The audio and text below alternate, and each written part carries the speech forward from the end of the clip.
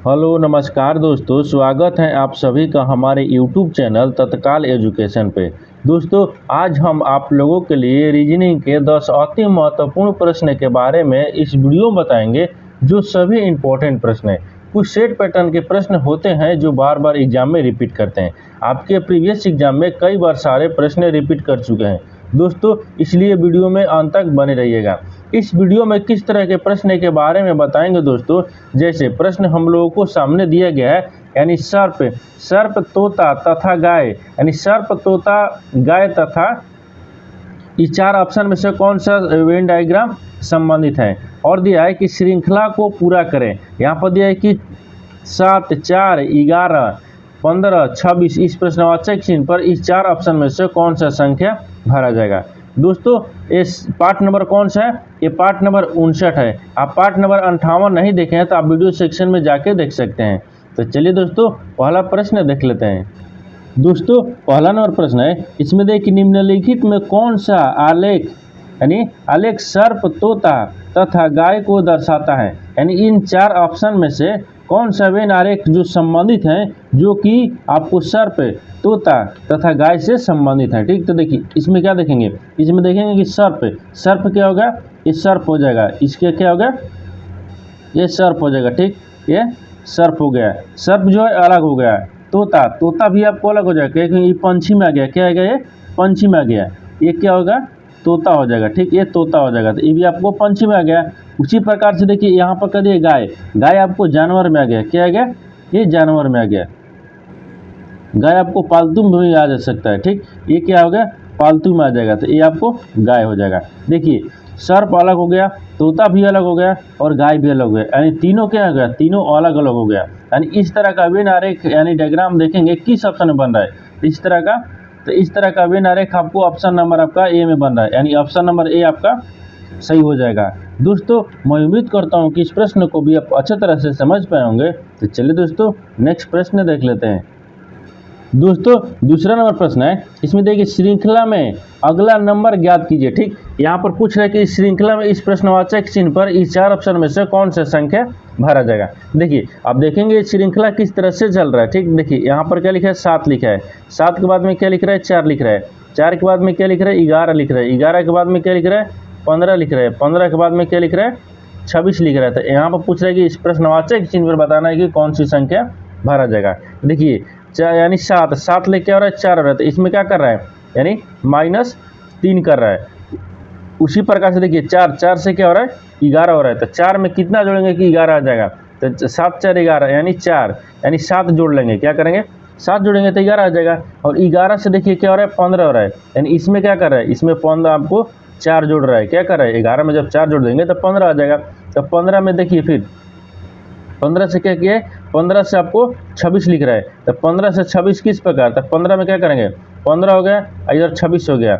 यहाँ पर क्या करेंगे, 11 जोड़ देंगे। क्या करेंगे, 15 में जब 11 जोड़ेंगे तो 26 आ जाएगा। कितना हो जाएगा, यहाँ पर 11 जोड़ लेंगे तो 26 आ जाएगा।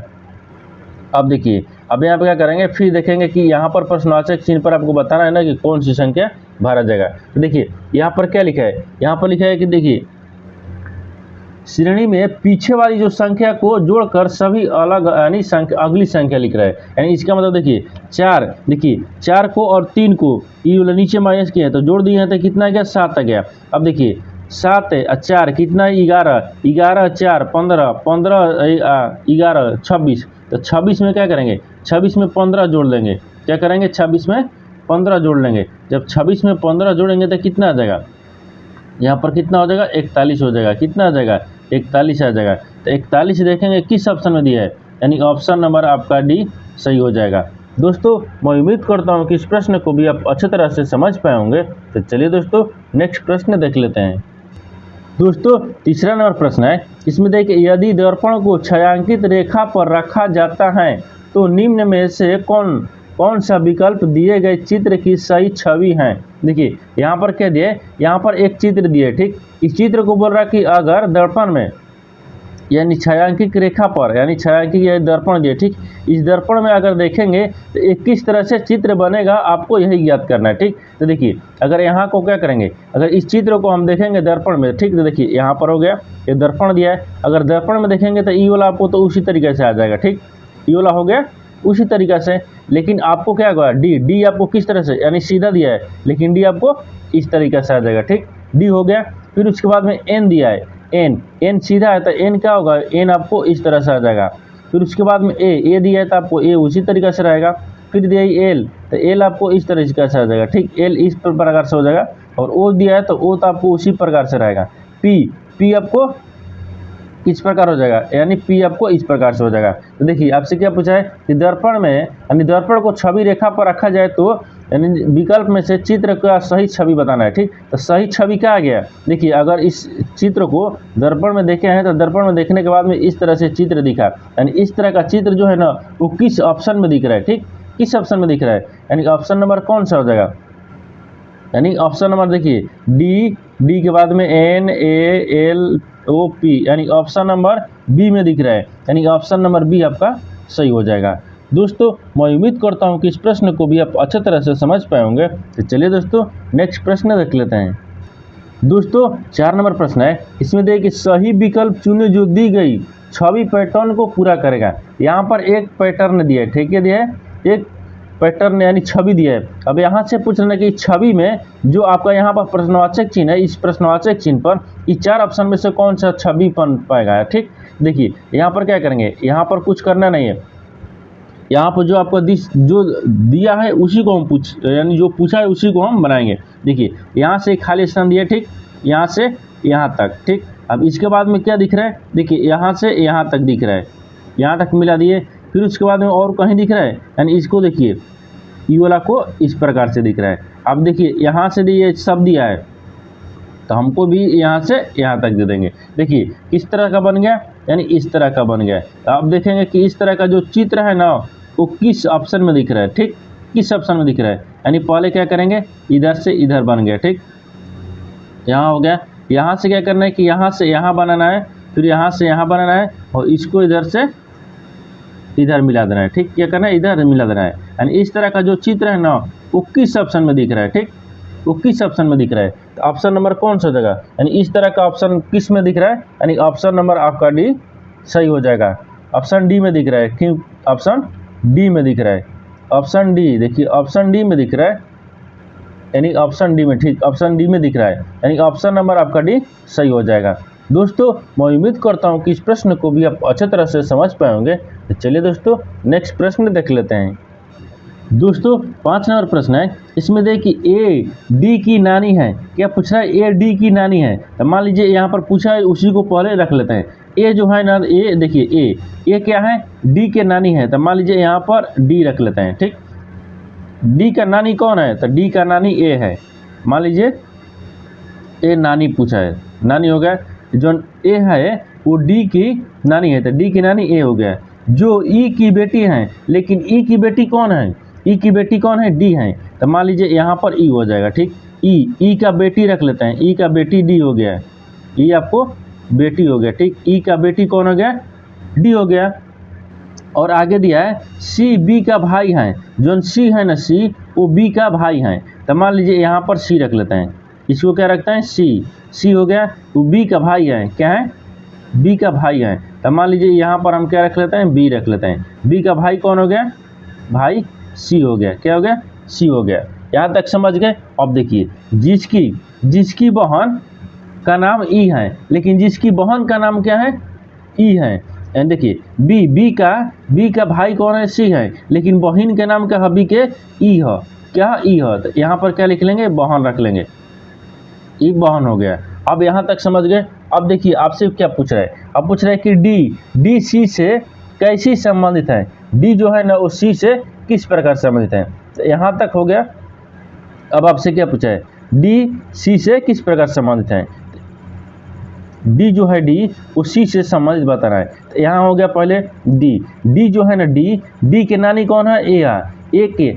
ई की बेटी कौन है, ई की बेटी कौन है, ई की बेटी, तो ई की बेटी डी हो गई। तो अब डी ई, तो ई के माँ, हाँ ई की माँ कौन हो जाएगी, ई की माँ, यहाँ पर माँ रख लेंगे, ठीक।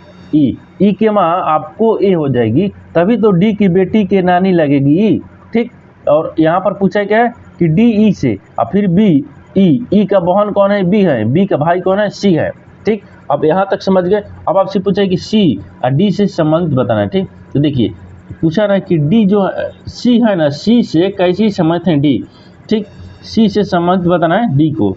अब यहाँ देख लीजिए, ई के बहन कौन हो गई, बी हो गई, बी के भाई कौन हो गई, सी हो गई, भाई हो गई सी एक और का बोल कि ई की बेटी कौन हो गई, डी हो गई। जब ई की बेटी हो गई तो बी के भी बेटी हो जाए, और सी के भी क्या हो जाए, बेटी हो जाए, क्योंकि भाई है तो बेटी हो जाए, तो इसका मतलब क्या हो जाएगा, ये भतीजी हो जाएगी। क्या हो जाएगी, भतीजी। क्या पूछा है, डी भतीजी लगेगी, क्या लगेगी, भतीजी। यानी स्पष्ट है कि डी सी की भतीजी हैं, क्या है, सी डी की भतीजी हैं, क्या है, भतीजी हैं। तो भतीजी देखेंगे किस ऑप्शन में दिया है, यानी ऑप्शन नंबर आपका ये सही हो जाएगा। दोस्तों मैं उम्मीद करता हूँ कि इस प्रश्न को भी आप अच्छे तरह से समझ पाए होंगे। तो चलिए दोस्तों नेक्स्ट प्रश्न देख लेते हैं। दोस्तों 6 नंबर प्रश्न है, इसमें दिया कि प्रश्न चिन्ह को एक विकल्प से बदले जो कि पहले जोड़े में लागू किए गए तर्क का अनुसरण करता है। देखिए यहाँ पर क्या दिया है, यहाँ पर एक विकल्प दिया है, यानी क्या किया है कि जोड़ा दिया है। यहाँ पर क्या जोड़ा लिखा है, एक यानी 13 11 यानी 13 11 यानी 6 से संबंधित है, ठीक। उसी प्रकार से 42 जो 22 है ना, इस प्रश्नवाचक चिन्ह पर इस 4 ऑप्शन में से किसी से संबंधित होगा। तो देखिए आपको क्या करना है, आपको कुछ करना नहीं है। यहाँ पर क्या लिखेंगे, कितना दिया है, एक यानी 13 11, ये किससे संबंधित है, 6 से, और 6 हो गया। फिर आपको क्या पूछा है, फिर समानुपात पूछा है कि 42, क्या हो गया, 42 और 22 ये किससे संबंधित है। इस प्रश्नवाचक चिन्ह पर इस 4 ऑप्शन में से बताना है कि कौन सा संबंधित है। देखिए यहाँ पर क्या करेंगे, अगर कुछ भी कर लेते हैं, इसको जोड़ेंगे, घटाएंगे, गुणा करेंगे, भाग करेंगे, कुछ भी करके हमको 6 लाना है, क्या लाना है, 6 लाना है, ठीक। तो देखिए इसको क्या करता है, सबको जोड़ लेता है, 1 + 3 + 11 यानी 1 + 1 सबको जोड़ता है तो कितना गया, 1 2 4 4 1 5 1 6, कितना आ गया, 6 आ गया। सबको जोड़ने के बाद में कितना आ गया, 6 आ गया। यानी क्या किया है कि सबको जोड़ दिया है, ठीक। क्या किया है, सबको जोड़कर 6 लिखा है। उसी प्रकार से यहाँ पर भी हम जोड़ लेंगे। देखिए 4 को जोड़ लेते हैं, 2 को जोड़ लेते हैं, फिर 2 को जोड़ लेते हैं, फिर 2 को जोड़ लेते हैं, यानी सबको जोड़ लेंगे तो कितना आ गया, 2 2 4 2 6 2 8, नहीं 2 2 4 2 6 6 4 10, कितना हो गया, 10 हो गया। सबको जोड़ने के बाद में कितना आ गया, 10 आ गया। इस प्रश्नवाचक चिन्ह पर कितना हो जाएगा, 10 हो जाएगा। यानी 10 देखेंगे किस ऑप्शन में दिया है, यानी ऑप्शन नंबर आपका भी सही हो जाएगा। दोस्तों मैं उम्मीद करता हूँ कि इस प्रश्न को भी आप अच्छे तरह से समझ पाए होंगे। तो चलिए दोस्तों नेक्स्ट प्रश्न देख लेते हैं। दोस्तों 7 नंबर प्रश्न है, इसमें देखिए कि एक विकल्प के साथ प्रश्न चिन्ह को बदले जो सही जोड़ी में लागू एक ही तर्क का अनुसरण करता है। यानी इसका कहने का मतलब है कि जो आपका ए यानी बी वाई जो है ना, वो सी जेड से संबंधित है, ठीक। उसी प्रकार से बताना है कि एल क्यू जो है ना, इस प्रश्नवाचक चिन्ह पर इस 4 अक्षर में से कौन सा संबंधित है, ठीक। तो देखिए यहाँ पर देखेंगे क्या दिया है, बी एल यानी बी वाई दिया है, क्या दिया है, बी वाई किससे संबंधित है, तो सी जेड ले, किसे, सी जेड ले, ठीक। उसी प्रकार से आपको बताना है कि एल यानी एल जो है ना, वो क्यू किसी से संबंधित होगा। तो देखिए अब यहाँ पर क्या करेंगे, बी एल जो बी वाई है ना, वो सी जेड से किस प्रकार समझ दिख रहा है, यानी आपको इसको ध्यान से देखना पड़ेगा। इसको ध्यान से देखने के बाद में इसमें क्या दिख रहा है, देखिए बी से क्या लिख रहा है, सी लिख रहा है, यानी इसका मतलब कि इसमें एक प्लस कर रहा है, बी सी, ठीक। वाई के बाद में क्या कहे, वाई के बाद में क्या कर रहा है, जेड कर रहा है, तो इसमें भी आपको +1 कर रहा है, यानी वाई वाई जेड हो गया, ठीक। कितना हो गया, जेड हो गया। यानी इसमें क्या कर रहा है कि +1 कर रहा है। उसी प्रकार से इसमें भी हम +1 कर लेंगे। जब एल में क्या करेंगे, +1 कर लेंगे। एल के बाद में क्या होता है, एल एम यानी +1 करेंगे, ठीक। +1 करेंगे तो कितना आ गया, एम आ गया।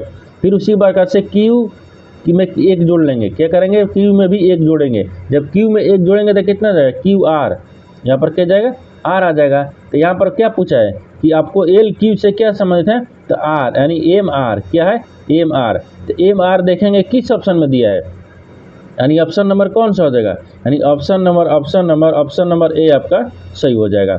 दोस्तों मैं उम्मीद करता हूँ कि इस प्रश्न को भी आप अच्छे तरह से समझ पाए होंगे। तो चलिए दोस्तों नेक्स्ट प्रश्न देख लेते हैं।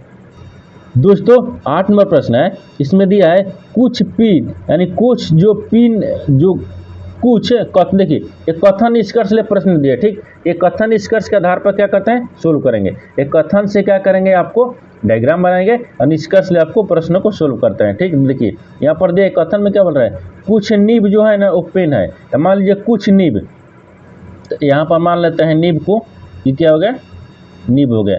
एक कुछ नीब जो है वो कुछ नीब क्या है, पेन है। तो कुछ नीब यहाँ पर हम रख लेते हैं पेन, यानी कुछ नीब क्या हो गया, ये पेन हो गया। कुछ नीब क्या हो गया, पेन हो गया। लेकिन यहाँ देखिए पेन है, बोल रहा है कि सभी पेन चम्मच हैं, लेकिन सभी जो पेन है ना वो क्या है, चम्मच हैं। तो सभी पेन क्या है, चम्मच है। तो सभी पेन को मान लेते हैं हम चम्मच। देखिए सभी जो पेन हो गया ये क्या हो गया, चम्मच हो गया। सभी पेन क्या हो जाएगा, चम्मच हो जाएगा। ये वाला क्या हो जाएगा, चम्मच, ठीक। ये क्या हो गया, चम्मच हो जाएगा। ये सभी पेन क्या हो गया, चम्मच हो गया। ये आपको जो कि जो आपको डायग्राम यानी कथन बोल रहा था उसके आधार पर हम डायग्राम बना दिए। आप देखेंगे निष्कर्ष में हमको बोल क्या रहा है, ठीक, सही बोल रहा है या गलत बोल रहा है, उसके आधार पर बनता है।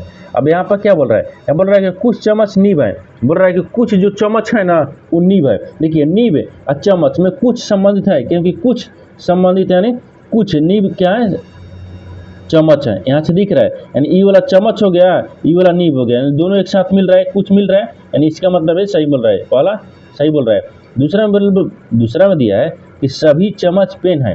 सभी चम्मच क्या है, पेन है। सभी जो चम्मच है ना वो पेन है, सभी चम्मच पेन नहीं है। चम्मच के अंदर ही पेन आता है, लेकिन सभी चम्मच के अंदर पेन नहीं आता है, यानी सभी चम्मच पेन नहीं है। यानी इसका मतलब ये गलत बोल रहा है। क्या बोल रहा है, ये गलत बोल रहा है। तो हमको क्या हो जाएगा, इसमें एक सही दिख रहा है। क्या दिख रहा है, एक सही दिख रहा है। यानी जो नीब है ना, नीब वो कुछ चम्मच नीब है, कुछ चम्मच नीब है। लेकिन आपको फिर यहाँ पर बोल दिया दूसरा में कि सभी चम्मच जो है ना वो पेन है, लेकिन सभी चम्मच के अंदर पेन है, सभी चम्मच पेन के अंदर नहीं है। यानी दूसरा गलत बोल रहा है। यानी कथन क्या होगा, केवल निष्कर्ष वन अनुसरण करेगा, यानी ऑप्शन नंबर आपका ये सही हो जाएगा। दोस्तों मैं उम्मीद करता हूँ कि इस प्रश्न को भी आप अच्छे तरह से समझ पाए होंगे। नहीं देखिए यहाँ पर अब कुछ दिया हुआ है, ठीक, एक दिया, ठीक। तो एक आपको किस ऑप्शन में दिया है, यानी ऑप्शन नंबर आपका सी सही हो जाएगा। दोस्तों मैं उम्मीद करता हूँ कि इस प्रश्न को भी आप अच्छे तरह से समझ पाए होंगे। तो चलिए दोस्तों नेक्स्ट प्रश्न देख लेते हैं। दोस्तों 9 नंबर प्रश्न है, इसमें देखिए निम्नलिखित 5 में से 4 एक निश्चित तरीके से एक जैसा है और इसलिए एक समूह बनाते हैं, वह कौन सा है जो उस समूह से संबंधित नहीं है। देखिए प्रश्न आप समझिए इसमें क्या बोल रहा है। देखिए यहाँ आपको बोल रहा है कि 5 गो शब्द दिया है, यानी मिलीमीटर दिया है, किलोग्राम दिया है, सेंटीमीटर दिया है, डेसीमीटर दिया है और मीटर दिया है। ये पांचों क्या है ना, ये पांचों में से 4 एक समान है और एक आपको अलग है। वही आपको बताना है कि इस पांचों में से 4 एक समान और एक आपको अलग, कौन सा अलग है, जो पांचों में से कौन सा एक अलग है, ठीक। तो देखिए यहाँ पर क्या दिख रहा है, ये मिलीमीटर दिख रहा है, ये क्या दिख रहा है, मिलीमीटर दिख रहा है। फिर ये क्या दिख रहा है, सेंटीमीटर दिख रहा है, ठीक, क्या है सेंटीमीटर। फिर ये क्या दिख रहा है, डेसीमीटर। फिर इसके बाद में ये क्या दिख रहा है, ये आपको क्या दिख रहा है, इसमें भी आपको मीटर दिख रहा है। इसमें क्या दिख रहा है, मीटर दिख रहा है। ये क्या दिख रहा है, मिलीमीटर, सेंटीमीटर, डेसीमीटर, मीटर। ये क्या हो गया, ये लंबाई मापने की जगह है। क्या है, ये लंबाई मापने वाली मापा जाता है। इसमें लिख देखिए, इसमें लिख देते हैं लंबाई। क्या हो गया, यहाँ पर लंबाई लिख देते हैं, ठीक, यानी लंबाई। ये क्या हो गया, लंबाई। ये लंबाई मापने वाला यानी मापा जाता है, मापा लिख देता है। यहाँ पर लंबाई मापा जाता है, यानी मापा जाता है, यहाँ पर जाता है, ठीक। क्या हो गया, ये मिलीमीटर, डेसी यानी सेंटीमीटर, डेसीमीटर, मीटर। ये क्या हो गया, ये लंबाई मापने वाला क्या है, इसे लंबाई मापा जाता है। क्या मापा जाता है, लंबाई। लेकिन आपको किलोग्राम देखिए क्या दिया है, किलोग्राम। किलोग्राम जो दिया है ना, किलोग्राम से क्या होता है, किलोग्राम से आप क्या करता है, किलोग्राम से क्या करता है, वजन को मापते हैं। क्या करते हैं, वजन, यानी वजन मापा जाता है। क्या हो गया? वजन मापा जाता है। यानी आपसे पूछा क्या है? आपसे पूछा है कि 5 में से 4 एक समान है, एक आपको अलग है। आपको वही बताना है कि कौन सा अलग है।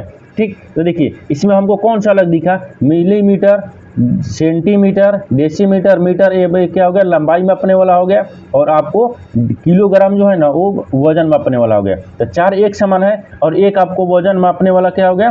किलोग्राम हो गया। ये आपको अलग हो गया। यानी ये देखेंगे कि किलोमीटर किस ऑप्शन में दिया है, यानी ऑप्शन नंबर डी आपका सही हो जाएगा, क्योंकि चारों से आपको ऑप्शन अलग वही है। ठीक, तो देखिए ऑप्शन नंबर डी आपका सही हो जाएगा।